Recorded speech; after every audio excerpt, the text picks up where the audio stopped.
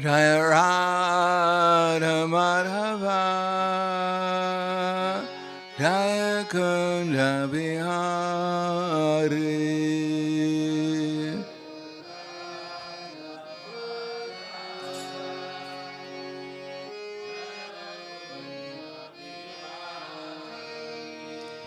Jaya Radha Madhava Jaya Kunda Bihari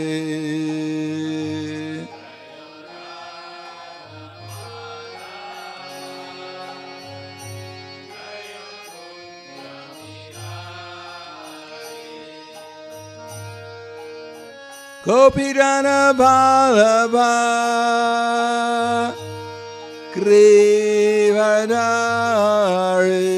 Grivadari Jaya Grivadari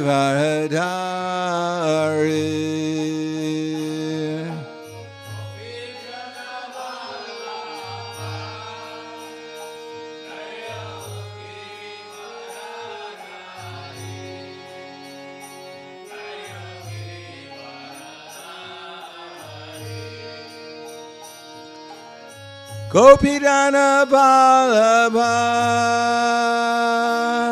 Grivadari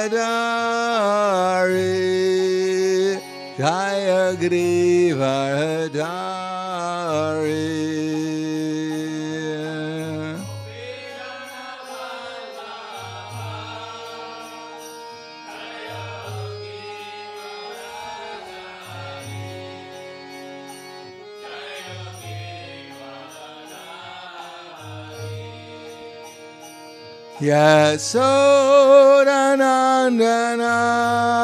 Yasodanandana Braja Janaranjana Jaya Braja Janaranjana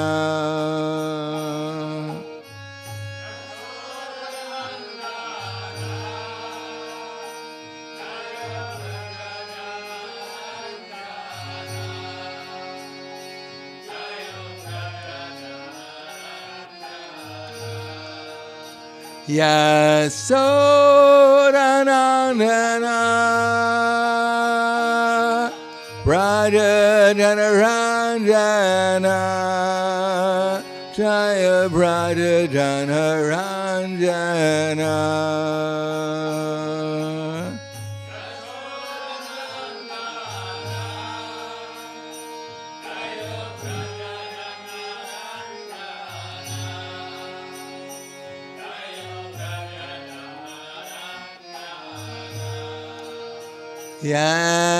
Yamuna Tira Bharachari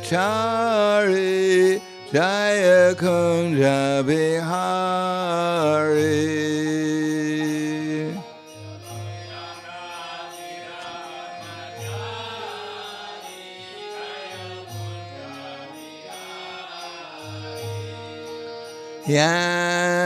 Yamuna Tira Bharachari Jaya Kunja Bihari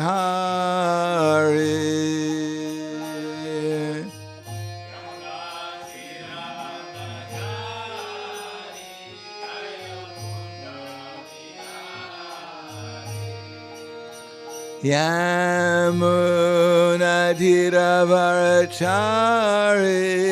Jaya Kunja Bihari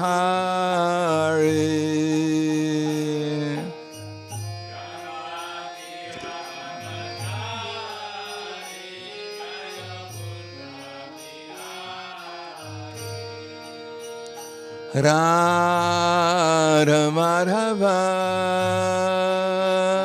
Jaya Kunja Bihari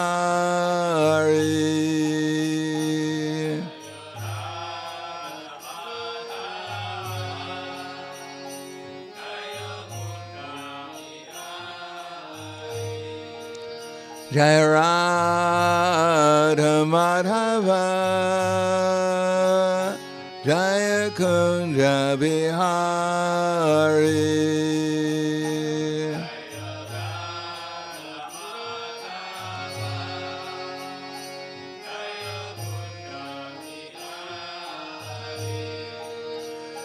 Go Gopidana Ballabha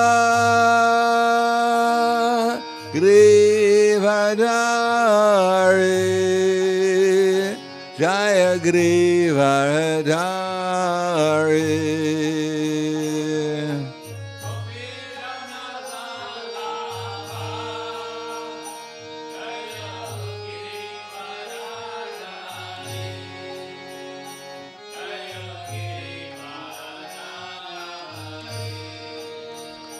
Gopidana Ballabha Grivadari Jaya Grivadari.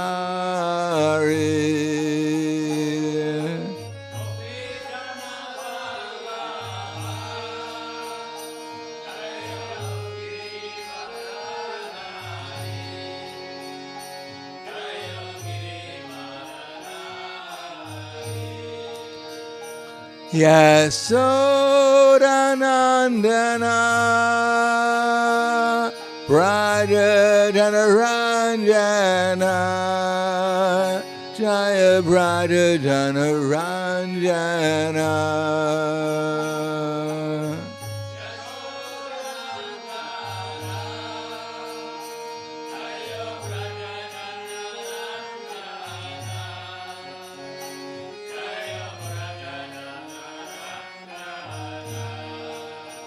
Yasodanandana Braja Janaranjana Jaya Braja Janaranjana.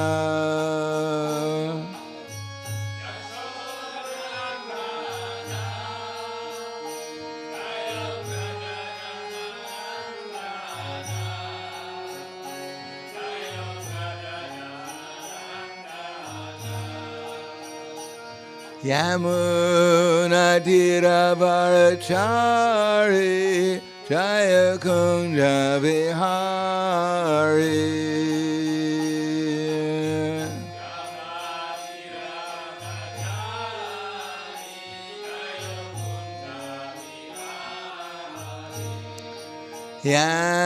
Yamuna Tiravarachari Jaya Kunja Vihari.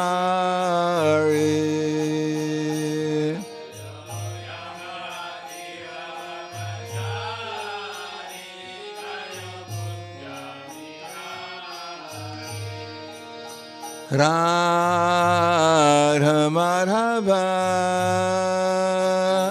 Jaya Kunja Vihari.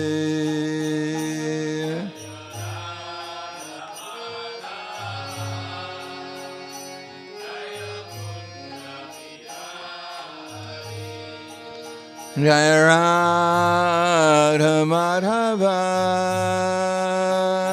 Jaya Kunja Vihari.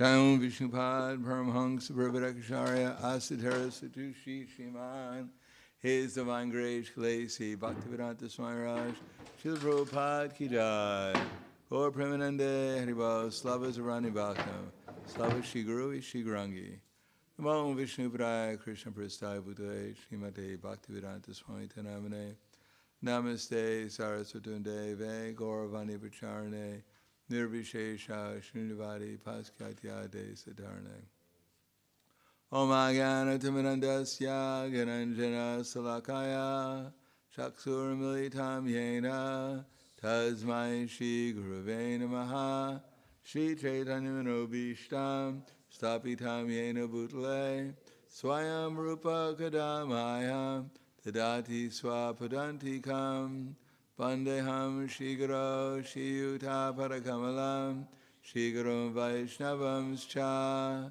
Shri Rupam Sagrajatam Sahagana Raganatam Vitam Tam Sajivam Sadvaitam Savadutam Rajana Saitam Krishna Chaitanya Devam Shri Radha Krishna Padan Sahagana Lalita Shiva Sakans Vitamscha Hey Krishna Karna Sindhu Dinabando Dagapate Gopesha Gopika Kanta Radha Kanta Namostute Tapta Kanshena Gaurangi Radhe Vrindavaneshwari Prishubhanu Sudadevi Pranamami Hari Priye Panchakapa Trivyascha Kripa Sindhu Vyevacha Patiranam Bhavanebhyo Vaishnavebhyo Namo Namaha Shri Krishna Chaitanya Pranitananda Shadvaita Gadadhar Shivasati Gaur Bhaktivinoda Hare Krishna Krishna Krishna Hare Hare Hare Rama Rama Rama Hare Hare Om Namo Bhagavate Vasudevaya Om Namo Bhagavate Vasudevaya Om Namo Bhagavate Vasudevaya Srimad Bhagavatam Canto 9, Chapter 20, The Dynasty of Puru, text number 22. Retoda putra nayati Naradeva yama shayat Tvam chasya data garbhasya Satyam aha sakuntala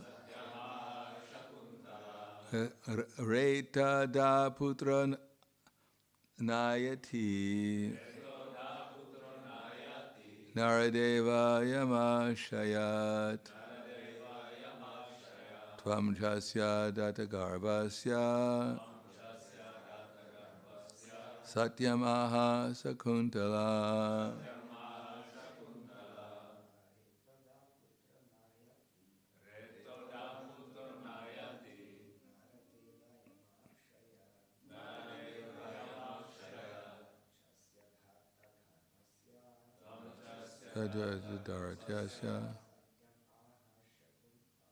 Satyamaha Shakuntala Retoda Putra Nayati Jadivaiva Maya Shayat Tvam Chasya Data Garbhasya Satyamaha Shakuntala. Ladies, Retoda Putra Nayati Naradeva Yama Shayat Tvam Chasya Data Garbhasya Satyamaha Shakuntala. Reto data putrayati Naradeva yama shayat Tvam chasya data garbhasya Satyamaha Shakuntala. Retada, person who discharges semen. Putra, the son. Nayati, saves. Naradeva, O King Maharaj Dushmanta. Yama Shayat, from punishment by Yamaraj, or from the custody of Yamaraj. Tvam, your good self. Cha, and Asya, of this child. Data, the creator. Garbhasya, of the embryo. Satyam, truthfully. Aha, said. Shakuntala, your wife Shakuntala. So this is a voice from the sky. O King Dushmanta, he who discharges semen is the actual father, and his son saves him from the custody of Yamaraj. You are the actual procreator of this child. Indeed, Shakuntala is speaking the truth. Purport: upon hearing the omen, Maharaj Dushmanta accepted his wife and child. According to Vedic Smriti, Punnamo narakad yasmad pitraram trayate sula tasmat putra iti prokta swayam eva swayam bhuva. Because the son delivers his father from punishment in hell, called Put, the son is called Putra. According to this principle, when there is a disagreement between the father and mother, it is the father, not the mother, who is delivered by the son. If the wife is faithful and firmly adherent to her husband, when the father is delivered, the mother is also delivered. Consequently, there is no such thing as divorce in the Vedic literature. A wife is always trained to be chaste and faithful to her husband, for this helps her achieve deliverance from any abominable material condition. This verse clearly says, Putro nayati naradeva yama shatyat. The son saves his father from the custody of Yamaraj. It never says, Putro nayati mataram. The son saves his mother. The seed-giving father is delivered, not the storekeeper mother.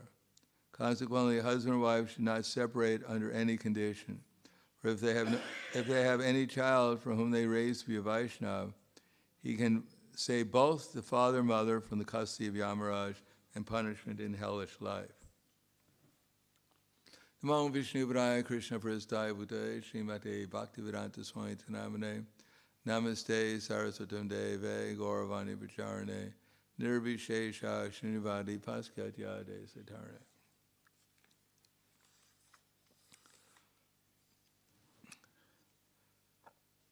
The philosophy of Krishna consciousness is quite exact, although even so-called devotees don't necessarily accept it. But actually they're so-called devotees because a devotee, as Prabhupada writes in the Nectar of Instruction, he accepts everything that Krishna says. He accepts the philosophy in totality. In other words, that's called faithfulness, as Prabhupada writes in the Nectar of Instruction, in the fifth verse. Instruction is to accept the Bhagavad Gita in its totality. And indeed, the Bhagavad Gita is the basic principle of all the other aspects of our philosophy. Even here, as it says, Dharma, Kula Shek Pranashami, Kula Dharma Sanatana, Dharmi Nashta Kula Kritsnama, Dharma Vivat Krishna. When the elderly members of the family become killed, then the ladies become corrupt, and from such corruption comes unwanted progeny. Kula Shek Pranashanti, Kula Dharma Sanatana. So if the elderly members of the family are killed, then Dharma, religious principles, are also forgotten. Kula Shek Pranashanti, Kula Dharma Sanatana. Sanatana means that eternal principles, they can't be changed. Although currently in society, people think they can do whatever they want. They can go against all the laws of material nature, and that this body is simply meant for sense gratification, and whatever the body is attracted to, it's all right. As long as you gratify your senses, you're doing fine. In other words, there's no God, there's no purpose. Asatyam apratishtam te jagarahori nishram aparashparam sambhutyam kimanya kamahaitukam. They say the world is unreal, with no foundation, no God in control, is produced of sex desire, and has no cause other than lust. So if something goes against the modern understanding of whatever you feel like doing, you do it, because there's no karma, there's no reaction to what you're doing, then if people think like that, they still get the reactions anyhow. They may imagine anything, as Prabhupada said. In Bengal, there's a statement, just like a madman, just like a goat can eat anything, so a madman could say anything.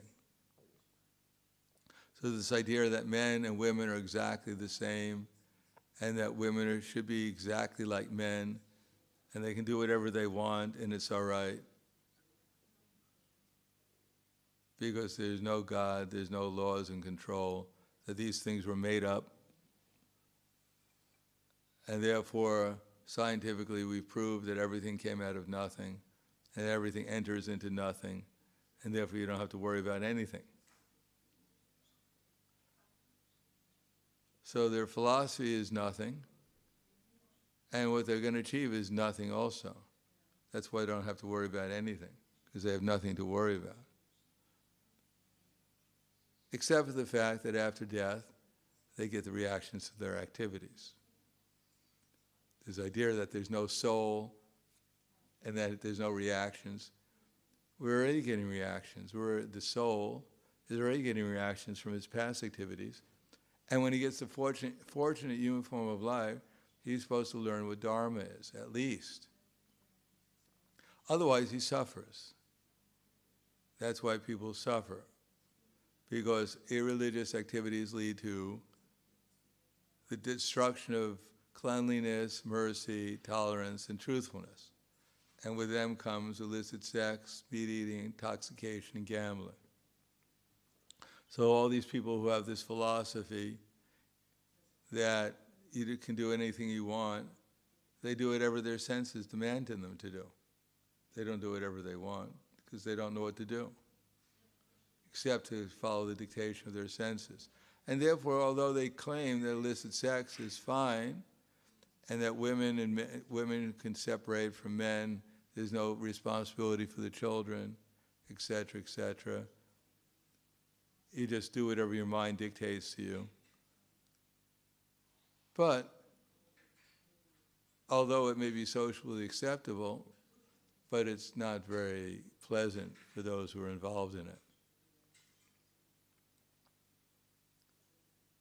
That even in the spiritual world, there's relationships between males, being Krishna, the eternal male, and females, and they're dependent upon Krishna. Except for the Parakiya Rasa in Goloka Vrindavan, at least in the Swakiya Rasa in Dwarka, the queens are faithful. There's no such thing as separation.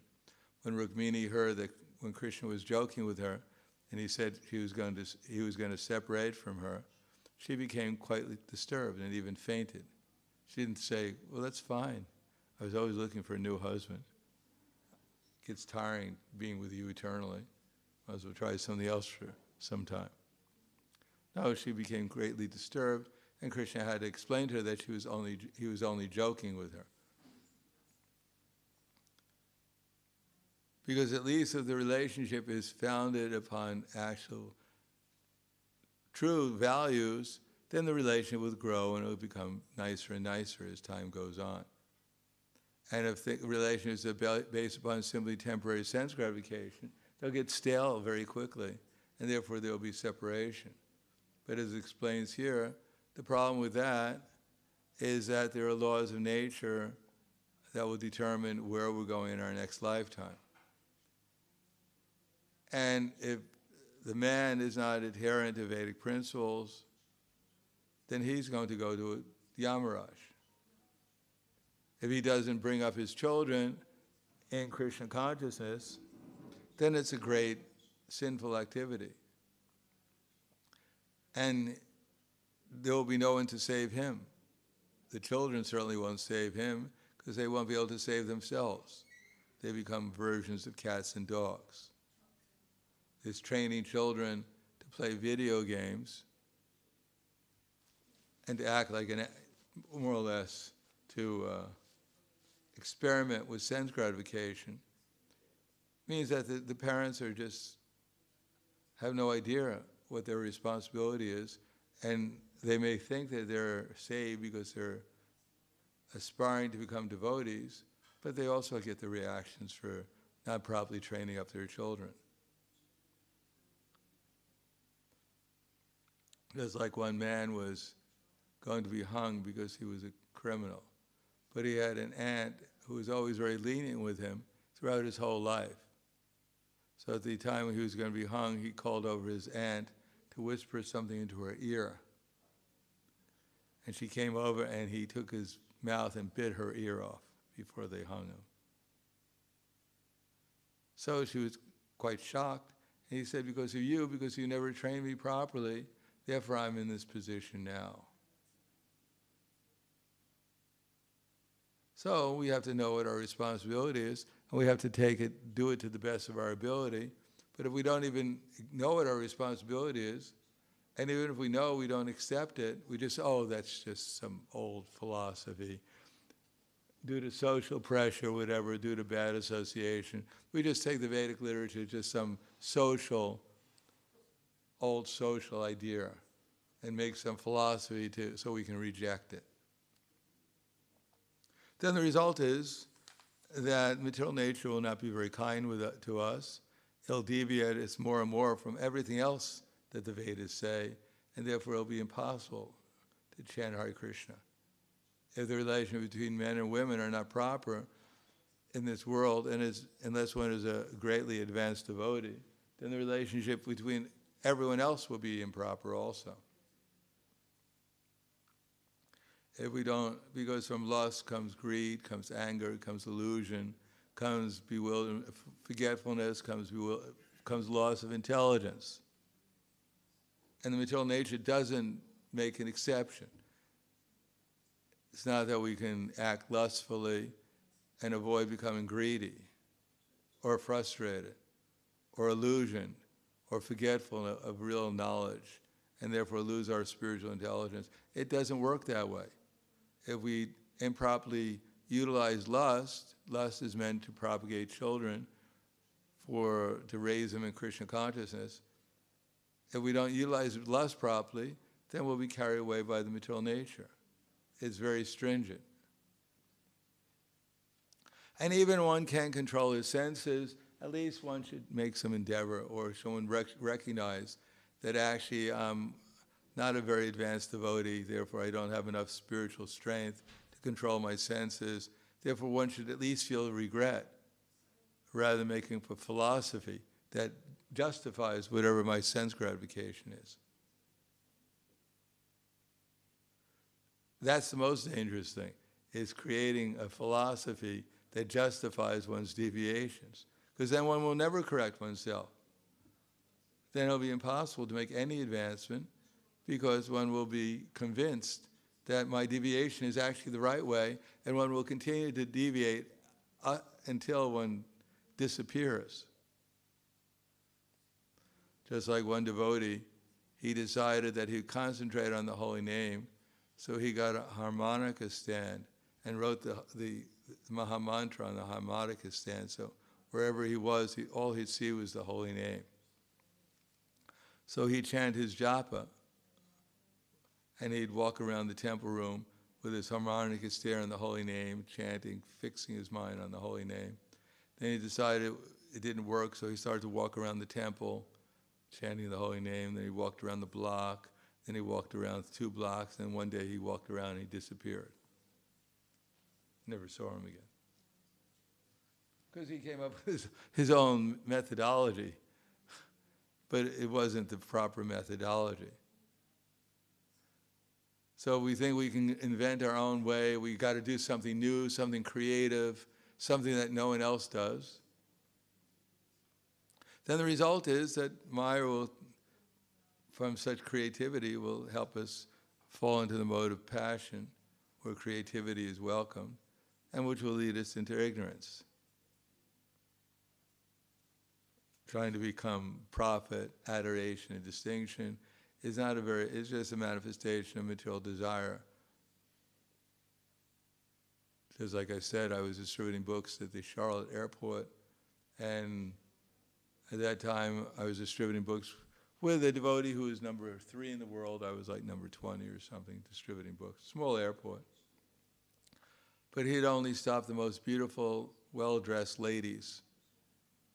And if you filmed it, you'd think there was some kind of Romeo meeting Juliet in the airport. But he'd inevitably get some large donation from the lady, because he was very romantic. And he'd give her a book. And that went on for some time, until finally he met the woman he was looking for, and that was the end of his book distribution. So he was looking for something, and Krishna sent it eventually, because when one develops the desire enough, then Krishna will fulfill it. So if we don't get the right philosophy, we don't understand things properly, and we don't accept it, the right relationship between men and Krishna, women and Krishna, women and men, if we don't accept that philosophy, then what else are we going to accept? How much do we actually know about Krishna? How much do we actually see the laws of karma acting? How much do we have any real experience in reality? But this reality is always facing us all the time. The reality of how women relate to men and how men relate to women. It's a 24 hours a day in conditioned life experience. And unless there's some adding of Krishna consciousness to the relationship, and when we say Krishna consciousness, not that we see Krishna standing with his flute everywhere, like with Kamsa, when he saw his 2 wives, he remembered Krishna and Balaram. He was so aware of Krishna, so much afraid that Krishna and Balaram were going to kill him, that when he saw Prasuti and Shruti, he took out his sword to kill them. Krishna and Balaram, now you're slain. And they said, wait a second, Kanks, we're not Krishna and Balaram, we're your wives. He said, oh, I'm sorry. So not that we're going to see Krishna and Balaram everywhere, but at least we should understand that matrivat paradareshu paradvareshu losravat. When we look at a woman, the minimum for civilization is to see a woman as like one's mother, except for one's wife. And every woman should see every man, conversely, is like her son, except for her husband. So that's the beginning mentality of human civilization, becoming human. What to speak of understanding that every woman is Krishna's servant, just like we are. Every living entity is Krishna's servant. There's a soul in every body. Some souls are more conscious of Krishna, some less conscious. But in any case, everyone is Krishna's eternal servant, and one should treat everyone as a servant of Krishna. One should respect everyone as the temple of Vishnu. Just like when we come to the temple, we pay obeisances because the deity is in the temple. So every living entity we should pay respects to, because not only the soul is in their body, but the super soul is there also.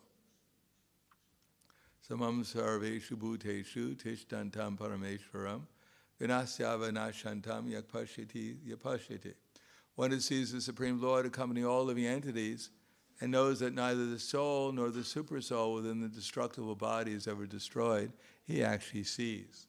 So one should respect every living entity as the temple for Vishnu. And one who sees the super soul accompanying all living entities and knows that the super soul is equal everywhere, doesn't degrade himself by his mind, and thus approaches the supreme destination.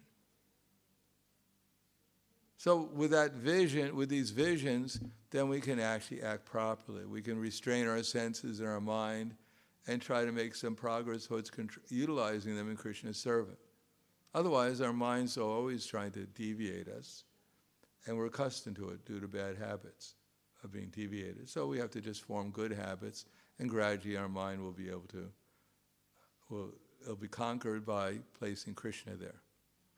And then we can have proper relationship between at least husbands and wives, so they can raise nice children in Krishna consciousness, and therefore their problems at least will be solved. We may not be able to solve all the problems in the universe, but at least we can solve our own problems by properly having proper relationships between husbands and wives, and if we're not married, at least between men and women, and everything.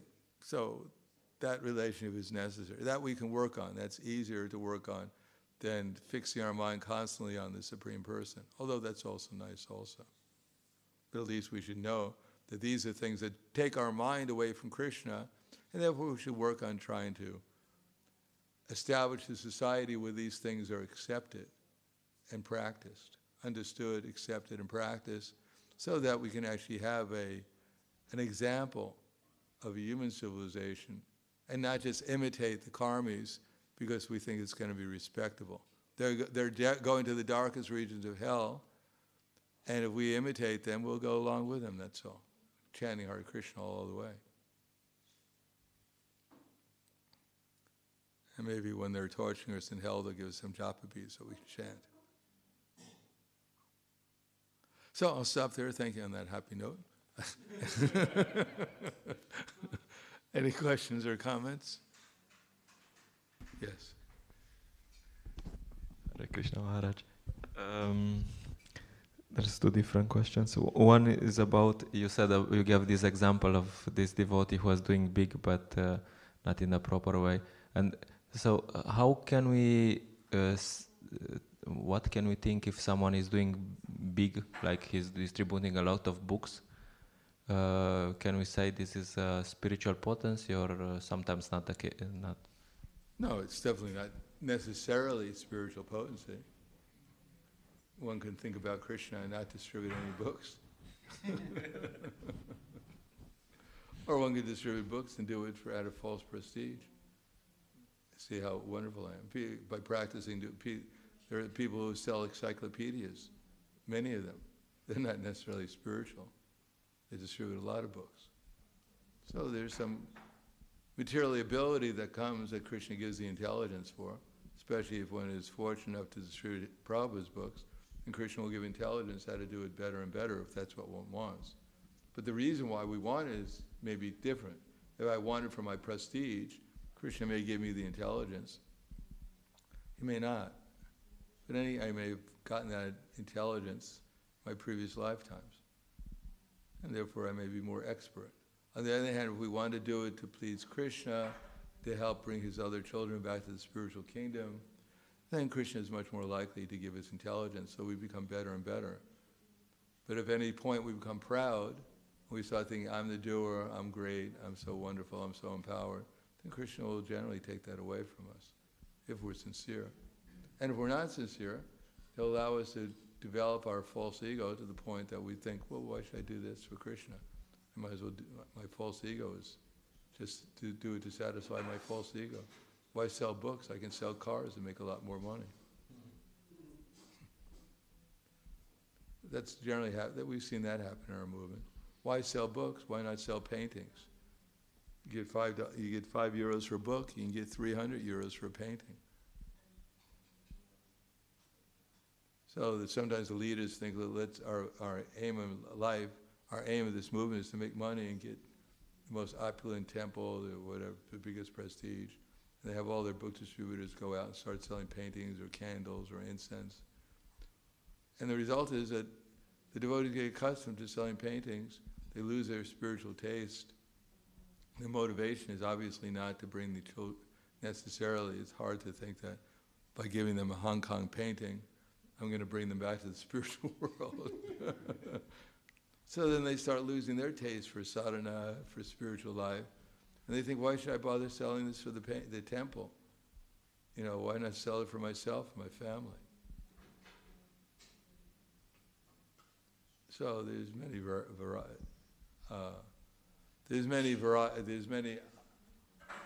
varieties of possibilities. So one has to simplify things and make sure that when we're doing it to bring Krishna's children back to the spiritual kingdom, and not to get a score for my prestige, or simply to get money so we can expand the temple. No, our aim is to distribute transcendental knowledge. That's the highest thing we're doing. Everything else will come by Krishna's arrangement. as much as Krishna wants. But our aim is to distribute transcendental knowledge. Everyone that we meet is Krishna's servant. And we're fulfilling Chaitanya Mahaprabhu's instruction to us, Yari Deka Tarikaha, Krishna Upadesh, Amara Agai Guruhana Taradesh. Whoever we meet, we want to tell them about Krishna.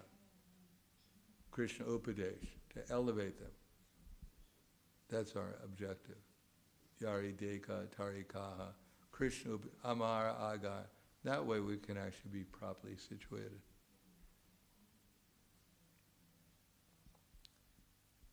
Anything else? Yes. Hare Krishna. I'm on the point of seeing or trying to see Krishna everywhere, within everything. This point is a little close to me. So I'm thinking sometimes it's also explained in the way that we can mechanically see, like we use our intelligence, see Krishna within everything, but how we respond to things is that we respond to the form and to Krishna, in the sense that everything, Prabhupada explains that everything, Krishna's energies, they make different forms, and when we look around, everything is some sort of form. We believe that form exists in our philosophy. So then, person is single, that's a form. They're married, that's a form. Someone was nice to me, that was form. Someone wasn't that nice to me, that was form. I have nice career, that's a form. I have career that I don't like, that's a form. So then, you can see Krishna within everything, but responding, you have to both, to Krishna's presence and to the form itself in the right way. Otherwise, then there are examples of people who are advanced. Or this is a statement? Are you giving a question, or are you making a statement on your idea of how to see Krishna's form? Is this a question? I just wanted to somehow, like, it's to say that. No, I didn't mean to be like a question. I meant like. I know. Well, let me say something. If you want to see Krishna everywhere, it begins with accepting that everything belongs to Krishna. If we don't accept that basic principle, our idea that we're seeing Krishna everywhere is a mental speculation. And then if we accept that everything belongs to Krishna, then we have to find out what Krishna wants us to do with his energies. And then, what's it? We have to find out what Krishna wants us to do with his energies through his representatives, Guru, Sadhu, and Shastra. And when we do that service faithfully, then if we do it to please Krishna with bhakti, then Krishna will help us remember him. And then we'll be able to see him everywhere. So as much as we understand the philosophy of Sambandha and engage in abhideya service with the idea of prayojana, loving Krishna, then to that extent Krishna will gradually reveal himself everywhere and all the time by revelation. Anything else? Hvala. Grantaraj Srimad Bhagavatam ki jai, Srila Prabhupada ki jai, Gaur Premanande Haribo.